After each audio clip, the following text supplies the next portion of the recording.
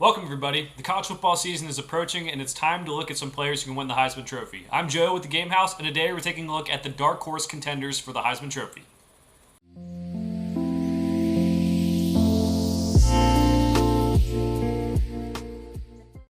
All right, as mentioned, we're going to take a look at some Darkhorse Contenders for the Heisman Trophy. You can find these articles that I do some of these videos on at thegamehouse.com. A lot of good college football preseason content coming up. We're about a month away from the start of the season, so there's definitely different things going on. We know the favorites. We know Caleb Williams, Drake May, Michael Penix. Those guys are some of the front runners for the Heisman Trophy. Today we take a look at some guys who are long shots. You know, in the past we've seen guys like Devontae Smith, the wide receiver from Alabama, kind of come out of nowhere. Joe Burrow also came out of nowhere and was able to win the award. Not many people thought he was, that good of a quarterback. Thought he was pretty solid for LSU, but maybe not that good of a quarterback. And then he comes on in 2019 and has a fantastic year. So we're going to start it off with Drew Allar from Penn State. His odds are 25-1. He hasn't played too much college football yet. He has been a backup to Sean Clifford last year, but he did get in a little bit. He threw 4 touchdowns, no interceptions, 58.3% completion.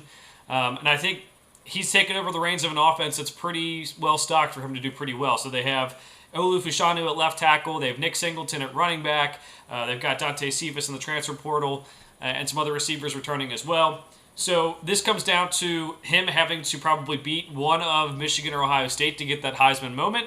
Probably has to have a pretty good year statistically and needs a whole lot of help because it's not many times you get a guy who won the Heisman last year, who everyone's talking about being the first pick in Caleb Williams. You have Drake May, you have Michael Penix, all these guys in the mix. A lot of returning quarterbacks in the mix due to the transfer portal and guys using their extra year with NIL money. So it's going to take a lot. But if he can get Penn State to maybe the college football playoff, he might at least be a finalist, might be a guy to take a shot on if you believe in his talent. We have only seen a little bit of him in the college football world, but a lot of people who watched him in high school really like what he has to offer.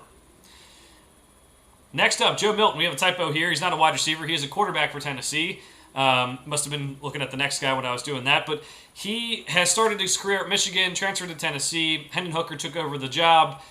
He saw limited time as playing as the backup quarterback.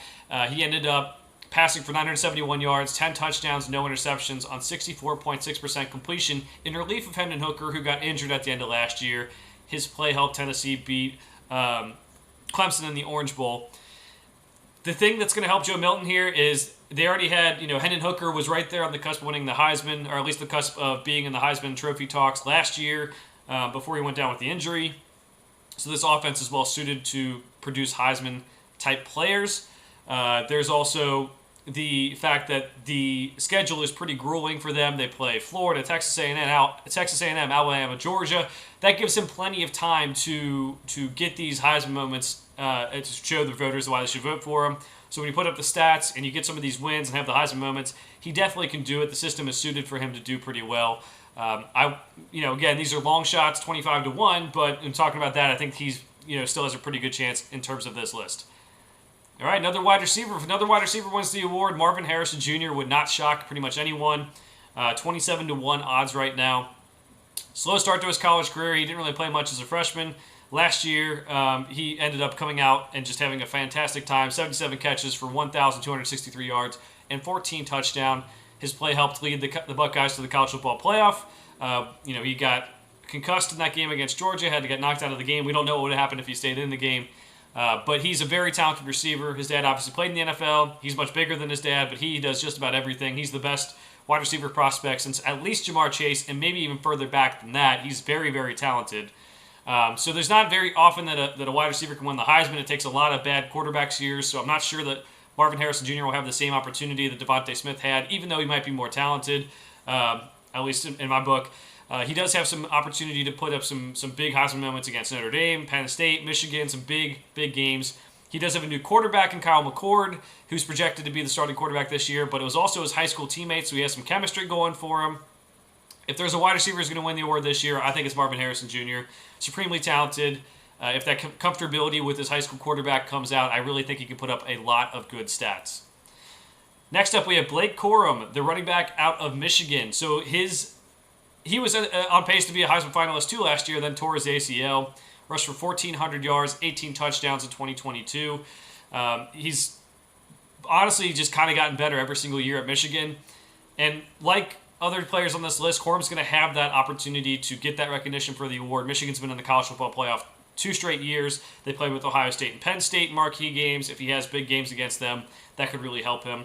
The downside for him is that he's going to probably be splitting more carries with Donovan Edwards this year. Donovan Edwards was injured at the start of last year. He ended up kind of filling in behind Corum as Corum was pretty hot in the middle of the season. And then when Corum went down, Edwards kind of stepped in and played really good football.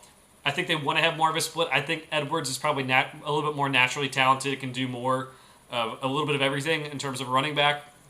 So that'll make it tough, but if Michigan's running game can lead them to the playoff again, there's no reason why he can't be a finalist, but winning it might be tough against all these quarterbacks. I mean, you figure of all the guys listed, there's got to be a couple that have a pretty good year and maybe knock them off of that rank, as running backs don't often win the award just like wide receivers. So just some things to note there, but he is 50-1 for a reason. That would be the reason. All right, Cam Rising, the quarterback for Utah. Now, the reason he's on this list, a little bit different than some of the other guys, but passed for 2,493 yards, 20 touchdowns, 5 interceptions in 2023. Last year, he threw for 3,034 yards, 26 touchdowns, and 8 interceptions on 64.7% completion. He's gone to 2 straight Rose Bowls for Utah. He's kind of had those couple years in the bag of kind of building up his reputation. That definitely helps him in going into a Heisman Darkhorse Contender type season. He'll have plenty of opportunities to prove himself. They play the Baylor, they play USC, Oregon, and Washington in big games. If they end up winning the Pac-12 again, and he has some pretty good stats, I think you could see him maybe rise up some of these boards. So, 65-1 right now, I would say that's pretty good value. Not sure he's actually going to win the award, but he's got the build-up of the last couple of years. They've won. He plays these big games against Baylor, USC, Oregon, Washington. It would not surprise me to see him in the final. A couple people in terms of the Heisman Trophy ceremony if he plays well. It's always hard for a player that is on the West Coast other than USC quarterback to win the award, so it'll be very tough for Cam Rising to do it.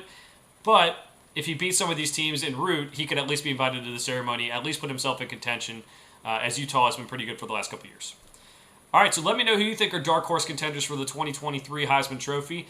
Make sure to add those in the comments below. For now, thanks for watching. We'll see you guys next time.